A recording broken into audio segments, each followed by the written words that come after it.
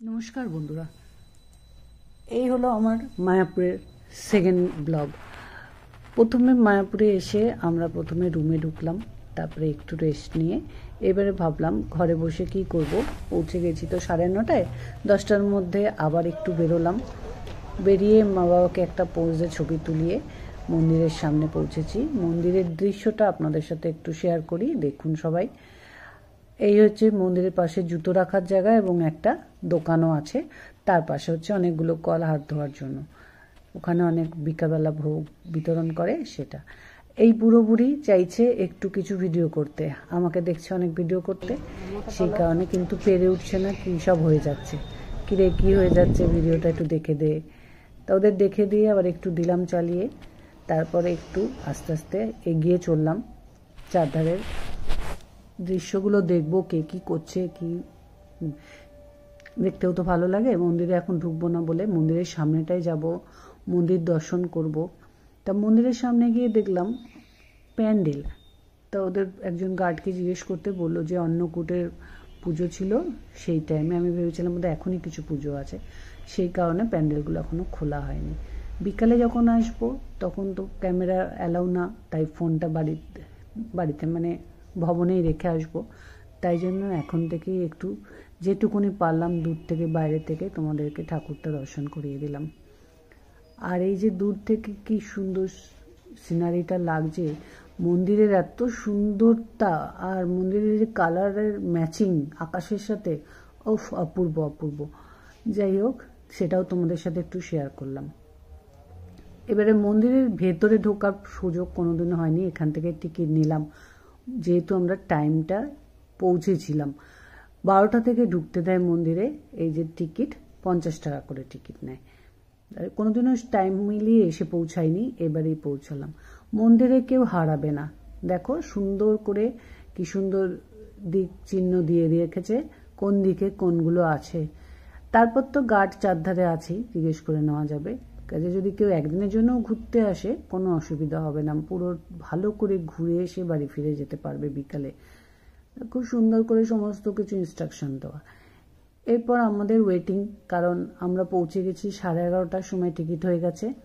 12টার সময় গেট খুলবে বড় মন্দিরে, একটা বড় লাইন হবে, যত লোক টিকিট কাটবে সবাইকে নিয়ে গার্ড ঢুকিয়ে দেবে। তা বাপিকে দেখে বোধহয় কিছু বুঝতে পেরেছিল, ওই জন্য বললো আপনি এখানে বসুন আপনার বাবা মাকে নিয়ে, এত ভিড়ে লাইন দিতে হবে না, দেখুন কত বড় লাইনটা পড়েছে। এদিকে লাইন হচ্ছে ঢোকার, আর লাইনটা গেছে আস্তে আস্তে সাপের মতন করে অনেক দূর পর্যন্ত। তা আপনার লাইন যত লোক আছে সবাই একসাথেই ঢুকবে, ধাক্কাধাক্কিরও কোনো ব্যাপার না, ভেতরে প্রচুর জায়গা, তাই আপনারা এখানেই বসে থাকুন।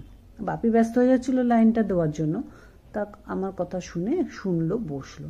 এবার যখন গেটটা খুলে দিল তখন আমরা ফাঁক দিয়ে, অত পেছন পর্যন্ত যেতে হয়নি, গার্ডটা বলে দিয়েছিল আপনি পাশ দিয়ে এসে যাবেন, আমি ঢুকিয়ে দেবো। তো সেই কারণে ঢুকার কোনো প্রয়োজন পড়লো না, এমনি পাশে পাশে অনেক লোক ঢুকে গেল, তো সেইভাবে আমরাও ঢুকে গেলাম। এটা হচ্ছে মন্দিরের ওপরটুকুনি দেখা যায়, ভেতরটুকুনি ঢুকে কোনোদিনও দেখিনি যে মন্দিরের ভেতরে কতটা কি তৈরি হচ্ছে। অপূর্ব তৈরি হচ্ছে, অপূর্ব। যে না দেখেছে এখনো পর্যন্ত ভেতরে ঢুকে, আমিও দেখিনি এতদিন, জানতাম না। এবারে গিয়ে দেখলাম ভেতরটা কতটা সুন্দর করেছে। মানে এবার ঠাকুর যেমন খুব সুন্দর করে থাকবে, তেমন প্রভুর ভক্তরাও গিয়ে তাকে দর্শন করতে গিয়ে কোনো কষ্ট হবে না। এই যে মন্দিরটা এখন আছে সেই মন্দিরে, মায়াপুরে যে নতুন মন্দিরটা হচ্ছে সেই নতুন মন্দিরটা এইবারে টাইমিংটা হলো যে ভেতরে ঢুকে দেখব, 50 টাকা করে টিকিট। সেই টিকিট কেটে 12টা থেকে দেখানো হয়, ঢুকতে দেওয়া হয় 2টো অবধি। টিকিট 12টা অবধি দেওয়া হয়।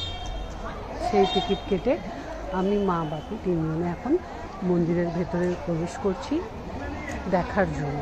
ঠাকুর এখনও এখানে আসেনি, ঠাকুর আসতে এখনও দেরি আছে, এবছরেও কমপ্লিট হবে না।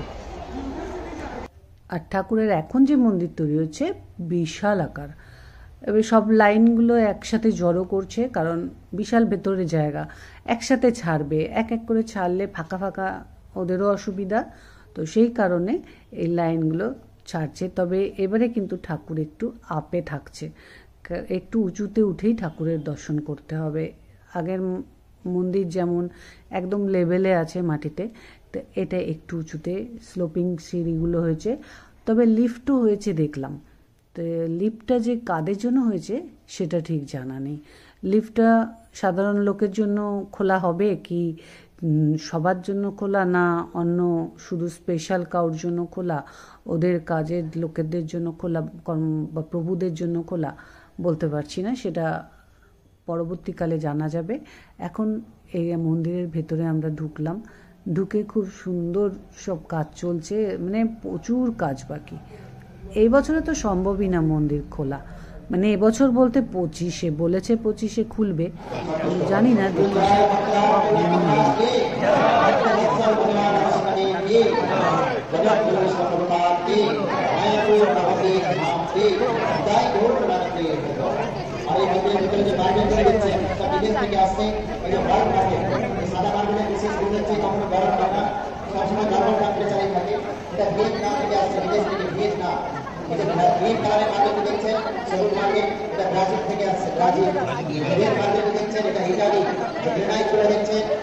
মন্দিরের কারুকার্যগুলো সত্যিই সুন্দর হয়েছে, বলার মতো না।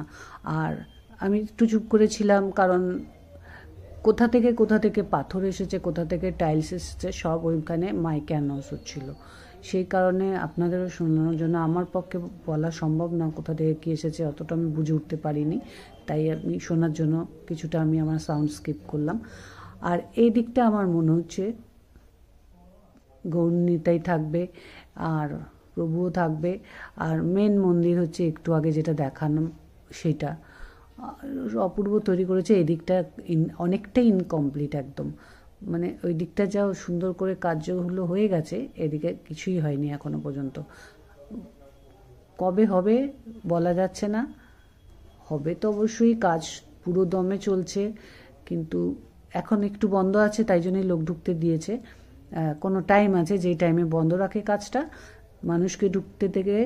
এবং আসলে ব্যাপারটা হচ্ছে মন্দিরটা প্রস্তুত করতে গেলে অনেক খরচের ব্যাপার আছে, সেটা তো তুলতেও হবে কিছু। এই যে জায়গাটা, এই জায়গাটা হচ্ছে মন্দিরের দেখে শুনে পেছন দিকে বেরিয়ে আসা। এখান থেকে কিন্তু আমাদের আবার ব্যাকে মন্দিরের ফিরতে লাগবে, সেই রাস্তা দিয়ে, আবার যে রাস্তা দিয়ে আমরা ঢুকেছি, স্লোপিং রাস্তাটা দিয়েই আমাদের আবার বেরিয়ে আসতে হবে। মন্দিরের কার্যগুলো আমি আর একটুখানি দেখানোর জন্য তোমাদের সাথে শেয়ার করলাম, একটু দেখো কি সুন্দর।